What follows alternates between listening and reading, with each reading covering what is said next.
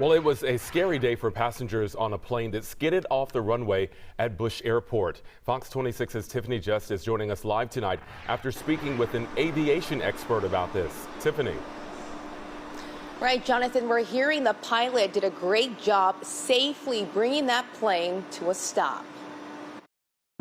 That's not really common, but it's not unheard of either. The FAA now investigating a recent flight from Victoria, Texas to Houston after the plane lost its nose wheel steering and rolled into a grassy area next to the runway at Bush Intercontinental Airport Wednesday with 16 people on board. When you have a failure of your nose wheel steering, you basically can't steer the aircraft. It would be like losing control of your car, your steering wheel fell off. Rick Sharp, who's been flying since 1976, a former chief pilot for a Fortune 500 company for 25 years and who still continues to fly every day, telling Fox 26 the pilot did a great job.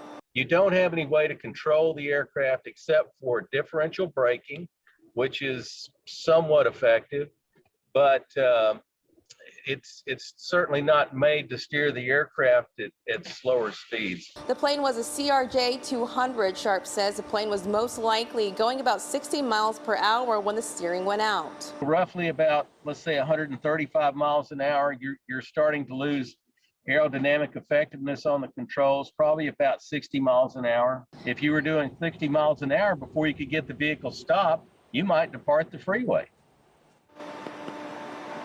Now we're being told it was a mechanical issue. Thankfully, no one was injured. Reporting live, Tiffany Justice, Fox 26 News.